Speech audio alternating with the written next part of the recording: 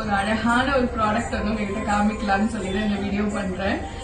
இந்த ப்ராடக்ட் எல்லாமே பாத்தீங்கன்னா இந்த ஸ்டென்சில்ஸ், இதுல நிறைய ஸ்டென்சில்ஸ் இருக்கு. பாத்தீங்கன்னா இது வந்து ஓம் சரவண பவ இந்த ஸ்டென்சில். அதுக்கப்புறம் தாமரை மலர்ல ஸ்டென்சில்ஸ் இருக்கு. இந்த விளக்கு பாத்தீங்கன்னா அழகா இருக்கும் பாருங்க, இதுல ஸ்டென்சில்ஸ். அப்புறம் ரொம்ப அற்புதமா விநாயகர்ல ஸ்டென்சில்ஸ் இருக்கு பாருங்க. நீங்க வீட்டுல வந்து நம்ம மாடத்துல கோலம் போடுவோம் பாத்தீங்களா, இதெல்லாம் கூட அழகா இருக்கு. நீங்க அரிசி மாவு வச்சு அழகா போட்டுக்கலாம். அந்த மாதிரி பல விதமான ஸ்டென்சில்ஸ் வந்து ரவி சார் வந்து கொடுத்திருக்காரு. இங்க பாருங்க,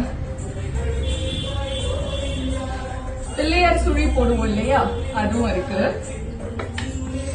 இது வந்து ஒரு சின்ன ஒரு கோலம், லக்ஷ்மி கோலம்னு நீங்க சொல்லலாம். இப்ப பாத்தீங்கன்னா நிறைய பேர் வந்து சரவண பவ அது வந்து கோலம் போடுறதுக்கு வந்து கொஞ்சம் சிரமப்படுவாங்க. இதுல பாருங்க ரொம்ப அழகா சரவண பவனே இருக்கு. இதுவும் ஒரு ஐஸ்வர்யமான கோலம் தான், ஸ்டென்சில்ஸ் தான்.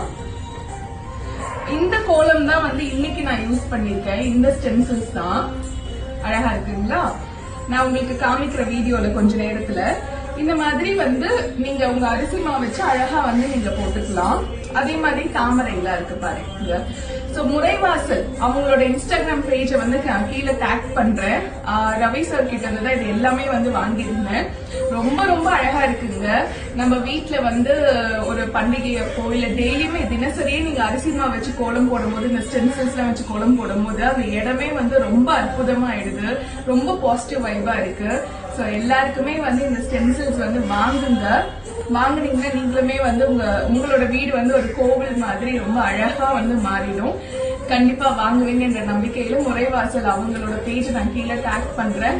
ஆல்மோஸ்ட் நிறைய பேருக்கு தெரியும், ஏன்னா அவருக்கு நிறைய வீடியோஸ் வந்து ரவி சார் வந்து பண்ணிருக்காரு. சோ கண்டிப்பா வாங்குங்க, சப்போர்ட் பண்ணுங்க. நன்றி.